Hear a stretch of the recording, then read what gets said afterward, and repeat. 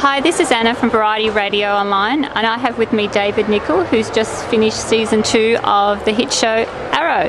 Welcome, David, back to Australia. It's been quite a long time since you've been here. It's been about 2 years since my last visit to Australia, yes. Out in WA and Adelaide. Is that, you haven't been to Sydney before? I had been to Sydney before, yes. This is actually my 8th time in Australia, yes. I can't get enough of you people. So what draws you to us? I'm sorry? What draws you to us? Is it just the conventions or the people? The people. It's always been a real pleasure to come here because of the Australian spirit. Yes, we're good as Aussies, aren't we? You are really good. And the beaches are also can't be beat. Yeah, they are. They're nice. Except for when the sharks eat you. Yes, we've just had a shark attack just recently up north. I was on that beach at the time. Yes. Yeah, it's pretty bad. So I know, it can really happen. But yep. So what do you like about sci-fi conventions?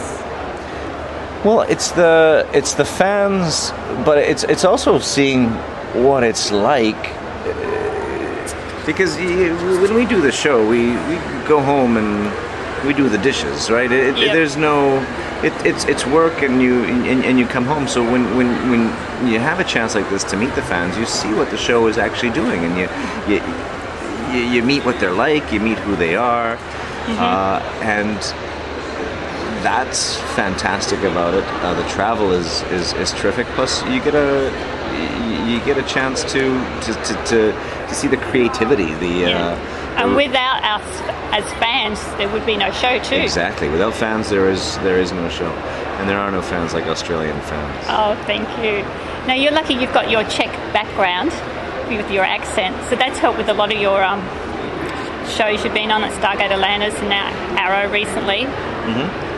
Do you think you could always get some stereotype casting with that? Well, this question of stereotyping, I think to a certain degree, when an actor has a niche or an area that they're cast in, that they're strong in, it's a good thing, because you are getting work in the field or in the area that you're going to be cast in. It's when you sort of start being able to work more and you get a bit more leeway to choose.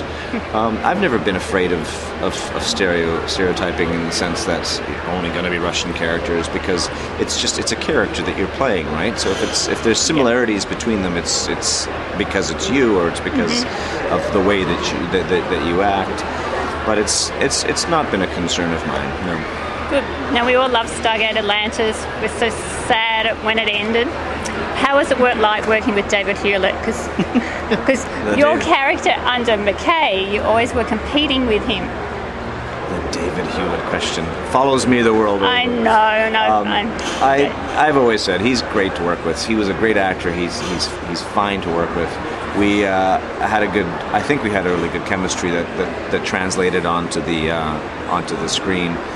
And I like that dynamic. I think it's a great dynamic to have, because who hasn't had a megalomaniac boss, or who hasn't worked under those kind of conditions? So it's and if we were friends or if we were allies, you wouldn't have the friction, and you wouldn't have the conflict that's a part of it, and it wouldn't be the character that it was. So it was a lot of fun to do.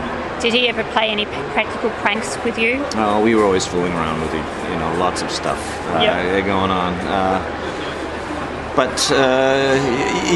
I mean, it was fairly professional. We had a lot of work to do, and there was work to do, so we kind of paid attention to what was going on, and there's...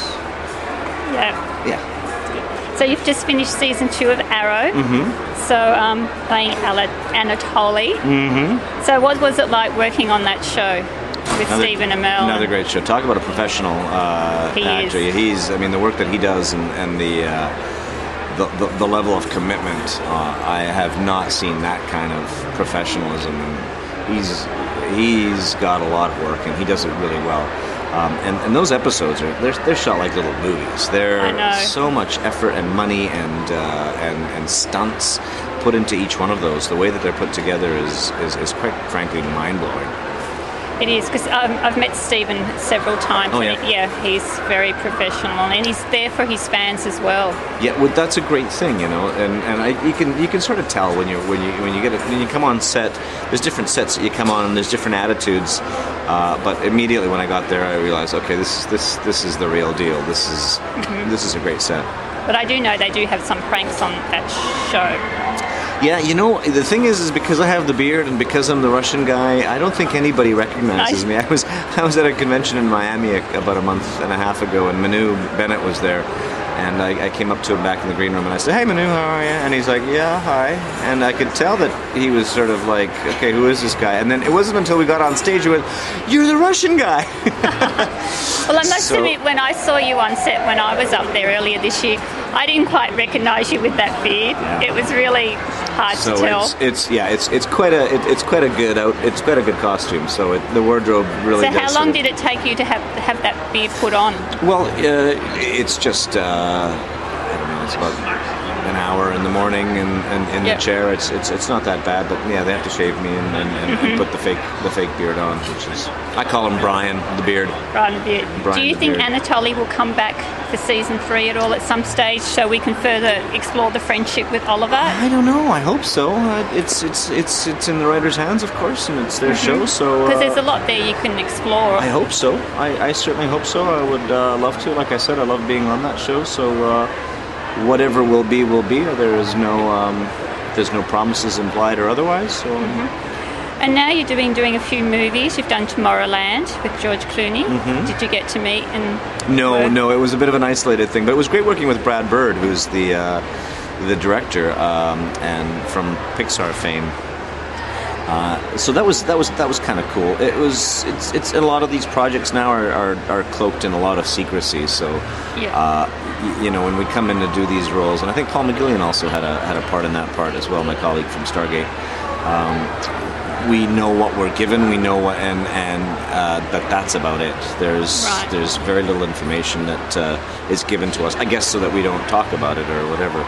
But you're lucky you can still film up in Vancouver and do all that, because it's a beautiful city up there. It is quite lovely, yes. I love it. So, and you've had some new projects coming. A movie, Air. Yeah, Air is that was interesting. That was a shoot with Jim and Hunsu that we did a couple of months back. It was. Yeah, it was a 1 or 2 day job. Yep. Interesting concept. We'll see what happens. Any other projects in the pipeline? Well, hopefully we'll see what happens with Arrow. We've got 2 episodes coming up on Supernatural, which will be happen first 2. I think it's. They shot out a sequence, but it's right off the top of season 10. Right, okay. So as soon as Supernatural's back in season 10, You enjoy being on that set? That was a lot of fun. That's a great set. Those guys were really good. And, crazy. Jared was Jensen. It was Jensen that was directing that particular episode. It was the first one that they shot. Jensen did the first episode. The first episode, yeah. Yes. But I think it's the 3rd one in the series. Yeah, he always does the first, even though it might be the 2nd or 3rd episode. That's what it was. Time. Yeah. Exactly. And they were explaining it to me somehow that it was something like that, and I don't remember how it'll play together. But a great character, really fun character on that one. Well, I won't take any more time to your time. You're busy here, but thank you so much for taking your time out for this interview for Variety Radio Online, and we can all listen to it on when we put it on Blog Talk Radio. My pleasure. Thank you very much for having me. Great to see you. Thank you.